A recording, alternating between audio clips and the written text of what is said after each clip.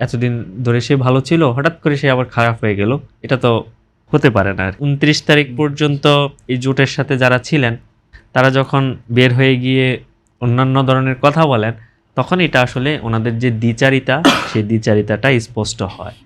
তা আমরা মনে করি যে রাজনীতিতে এতটুকু নর্মস অ্যান্ড ভ্যালুস থাকা উচিত যে আমি যার সাথে এতদিন কাজ করছি, এতদিন ধরে সে ভালো ছিল, হঠাৎ করে সে আবার খারাপ হয়ে গেল।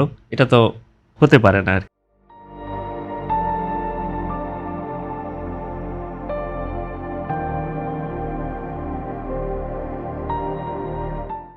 তো এই জায়গা থেকে আমাদের কাছে মনে হয় সবাই যদি আমরা আমাদের সবার জায়গা থেকে একটু একটু ছাড় দিই, ছাড় দিয়ে আগামীর যে ডেমোক্রেটিক যে ট্রানজিশন, সেই ট্রানজিশনটা আরও কীভাবে সুন্দর করা যায়, এবং আমাদের যারা নেতাকর্মী যারা এই সমস্যাগুলো করতেছে বিভিন্ন দলের, এদেরকে আসলে কিভাবে নিয়ন্ত্রণ করা যায় সেটার একটা সিস্টেম বলেন, ম্যানেজমেন্ট বলেন, সেটা করে আগামীর একটি সুষ্ঠু সুন্দর নির্বাচন অবশ্যই আমাদের আয়োজন করতে হবে, বাংলাদেশের স্বার্থে, বাংলাদেশের গণতন্ত্রের স্বার্থে।